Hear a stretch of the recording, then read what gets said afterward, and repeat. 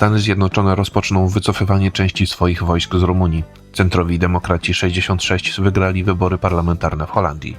Rosja twierdzi, że przeprowadziła testy podwodnego drona o napędzie jądrowym. Umowa pomiędzy Ukrainą i Unią Europejską wywołuje kontrowersje wśród państw wspólnoty. W Brazylii w operacji antynarkotykowej zginęło prawie 120 osób. Większość bezrobotnych w Belgii ma imigracyjne pochodzenie. Czwartek, 30 października to jest Układ Poranny. Michał Ziomek, zapraszam. Stany Zjednoczone poinformowały Rumunię o rozpoczęciu wycofywania części swoich wojsk z jej terytorium. W związku ze zmianą swoich strategicznych priorytetów Ameryka zamierza zmniejszyć swoją obecność militarną w Europie. Rumuńskie Ministerstwo Obrony Narodowej przekazało, że wraz z innymi sojusznikami zostało poinformowane o tym fakcie przez amerykańskie władze. Wstrzymane ma być przede wszystkim pełnienie rotacyjnych misji prowadzonych w rumuńskiej bazie lotniczej Mihail Kogalniceanu. Pozwala ona na przeprowadzenie bezpośrednich misji na obszarze Morza Czarnego. Dowództwo armii USA w swoim oświadczeniu zapowiedziało, że z Rumunii wycofana zostanie 2. Brygada Bojowa Piechoty 101 Dywizji Powietrzno-Desantowej. Jej żołnierze powrócą do swojej macierzystej bazy w amerykańskim stanie Kentucky, a w ich miejsce do Rumunii nie zostanie wysłana żadna inna jednostka. Na rumuńskim terytorium mimo to pozostanie wciąż około 1000 wojskowych ze Stanów Zjednoczonych. Amerykańskie władze zamierzają zredukować swoją obecność militarną w Europie w związku ze zmianą swoich strategicznych priorytetów. Od lutego dokonują one przeglądu rozmieszczenia swoich sił zbrojnych w bazach znajdujących się na terenie swoich europejskich sojuszników. Biały Dom chce skupić się na sytuacji w regionie Indo-Pacyfiku. Siły zbrojne Stanów Zjednoczonych twierdzą, że nie oznacza to osłabienia zaangażowania Ameryki w dalsze funkcjonowanie Sojuszu Północnoatlantyckiego oraz w respektowanie artykułu 5 Traktatu Północnoatlantyckiego. Centrowa Partia Demokraci 66 wygrała przedterminowe wybory parlamentarne w Holandii, wynika z pierwszych sondaży. To oznacza porażkę antyimigracyjnej Partii Wolności Geerta Wildersa. 2 pierwsze badania opublikowane po zamknięciu lokali wyborczych praktycznie się od siebie nie różniły. Demokraci 66 mieli zdobyć 27 mandatów w liczącej 150 miejsc Izbie niższej niderlandzkiego parlamentu. Ich lider Rob Jetten zapowiada, że zamierza stworzyć rząd przywracający Holendrom wiarę w państwo mogące służyć im pomocą. Dopiero 2. miejsce zajęła Partia Wolności. Ugrupowanie kierowane przez Wildersa było faworytem w większości sondaży, ale po stracie 12 mandatów będzie miało tylko 25 posłów. Antyimigracyjna partia straciła sporą część wyborców na rzecz bardziej radykalnych Ja21 oraz Forum na rzecz Demokracji. W opinii samego Wildersa przegrał on przedterminowe wybory z powodu udziału w nieudanym koalicyjnym gabinecie Dicka Scoffa. 3. miejsce przypadło liberalno-konserwatywnej Partii Ludowej na rzecz Wolności i Demokracji. Największym przegranym wyborów jest z kolei koalicja Zielonej Lewicy i Partii Prasy. Po ogłoszeniu wyników skierowania lewicowym sojuszem zrezygnował Frans Timmermans, przez wiele lat będący członkiem Komisji Europejskiej. Ogółem w Tweede Kamer zasiądą przedstawiciele 15 partii politycznych. Poza Demokratami 66 największy wzrost poparcia w porównaniu do wyborów sprzed 2 lat odnotował Apel Chrześcijańsko-Demokratyczny, który zyskał 14 mandatów. Rosja twierdzi, że przeprowadziła testy z udziałem drona zdolnego przenosić ładunki atomowe. W niedzielę rosyjskie władze poinformowały o próbach z udziałem nowej rakiety o napędzie atomowym. O użyciu bezzałogowego statku powietrznego Poseidon poinformował prezydent Rosji Władimir Putin, który odwiedził w moskiewskim szpitalu żołnierzy rannych podczas wojny na Ukrainie. Podwodny dron o napędzie jądrowym ma być w stanie przenosić ładunki atomowe, dlatego został już określony mianem maszyny śmierci. Według rosyjskiego prezydenta reaktor napędzający Poseidona jest 100 razy mniejszy od reaktorów wykorzystywanych na okręgach podwodnych. Jego siła rażenia jest z kolei większa od możliwości najnowocześniejszej rosyjskiej międzykontynentalnej rakiety balistycznej Sarmat. Telewizja Euronews przypomina, że broń testowana przez Rosję jest znana wśród członków Sojuszu Północnoatlantyckiego jako Kanion. Dron ma mieć 20 metrów długości, 1,80 m średnicy oraz ma ważyć blisko 100 ton.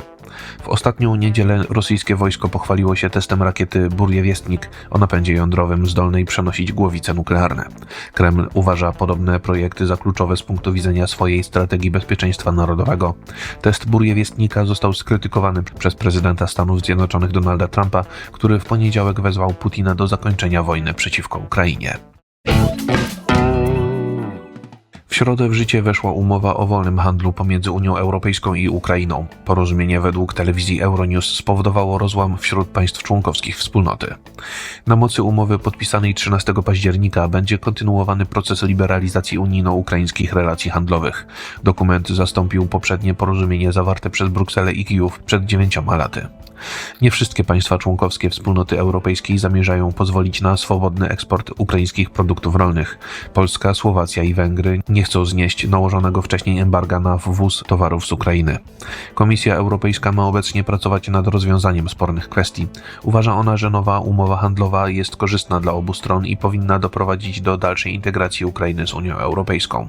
Jak zauważa Euronews, porozumienie zawarte w pierwszej połowie bieżącego miesiąca zawiera tzw. klauzulę ochronną. Obie strony mogą wprowadzić ograniczenia, jeśli import produktów rolnych będzie zagrażał ich własnemu sektorowi rolno-spożywczemu. Mimo tego mechanizmu część unijnych państw członkowskich nie czuje się odpowiednio zabezpieczona. Kwestia ta była poruszana w poniedziałek w Brukseli, w której spotkali się europejscy ministrowie rolnictwa. Liberalny prezydent Rumunii Nicu Șordan obawia się o wpływy Ukrainy na unijną wspólną politykę rolną.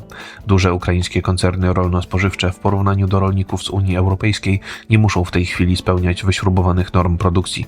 W opinii Dana nierównowaga w relacjach handlowych może być problemem dla całej wspólnoty.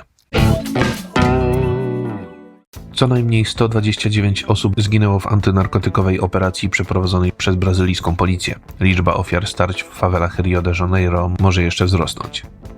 Operacja została przeprowadzona przez specjalne jednostki brazylijskiej policji na rozkaz gubernatora Rio de Janeiro Cláudio Castro. Jej celem była grupa przestępcza Comando Vermelho zajmująca się dystrybucją narkotyków. W trakcie walk miało zginąć 115 osób podejrzanych o przynależność do gangu oraz 4 policjantów. Niektóre źródła mówią z kolei o 132 ofiarach walk w fawelach. Najprawdopodobniej w strzelaninach zginęło więcej osób, ale ich zwłoki nie zostały jeszcze odnalezione. Gubernator Rio de Janeiro jest zadowolony z efektów operacji. Zdaniem Castro, dzięki niej udało się zablokować dalszą ekspansję terytorialną Comando Vermelho. Grupa od blisko 40 lat jest jednym z najważniejszych graczy na globalnym rynku handlu kokainą. Ogółem w działaniach wymierzone w gang zostało zaangażowanych około 2,5 tysiąca funkcjonariuszy policji. Akcja była planowana przez blisko 60 dni. Federalny minister sprawiedliwości Ricardo Lewandowski powiedział mediom, że brazylijska głowa państwa była zszokowana skalą masakry. Lula da Silva w ubiegłym tygodniu ogłosił start w kolejnych wyborach prezydenckich, za co jest krytykowany przez prawicę. Sprawa działalności gangów narkotykowych według dziennika O Globo zapewne będzie jednym z głównych tematów przedwyborczej kampanii. 6 na 10 bezrobotnych w Belgii ma imigracyjne pochodzenie. Belgijskie władze zapowiadają wprowadzenie obostrzeń w dostępie do zasiłków dla osób nieposiadających pracy. Statystyki dotyczące struktury bezrobocia na wniosek Partii Socjalistycznej opublikował liberalny belgijski minister zatrudnienia David Clarinval. Z danych zebranych przez jego resort wynika, że prawie 60% osób nieposiadających zatrudnienia nie ma belgijskiego pochodzenia. Tym samym urodzili się oni za granicą albo ich matka lub ojciec posiadali inne obywatelstwo niż belgijskie. Ogółem tylko 41,5% bezrobotnych ma jakiekolwiek belgijskie pochodzenie. 13% osób zarejestrowanych w urzędach pracy stanowią osoby mające swoje korzenie w Maroku, Algierii, Tunezji, Libii lub w Mauretanii. Ponad 20% bezrobotnych to z kolei obywatele państw Unii Europejskiej. Eksperci cytowani przez dziennik Het Laatste Nieuws podkreślają, że osoby pochodzące spoza Europy mają trudności na rynku pracy, bo są słabo wykształcone. Nie zmienia się to nawet w przypadku kolejnych pokoleń imigrantów. Dodatkowo kobiety z rodzin imigranckich są zniechęcane do edukacji i do podejmowania pracy zarobkowej. Centroprawicowy rząd Barta de Wevera z Nowego Sojuszu Flamandzkiego zamierza wprowadzić cięcia w zasiłkach dla bezrobotnych. Świadczenia od przyszłego roku nie będą już wypłacane osobom nie mającym zatrudnienia od blisko 20 lat. Zasiłek straci więc około 180 tysięcy osób. Informacje przygotował Maurycy Mietelski, nadzór redakcyjny Igor Jankę. Jeżeli podoba się Państwu nasza praca, serdecznie zachęcam do wsparcia Układu Otwartego w serwisie patronite.pl. To wszystko na dzisiaj. Bardzo Państwu dziękuję za uwagę i do usłyszenia w kolejnym Układzie Porannym.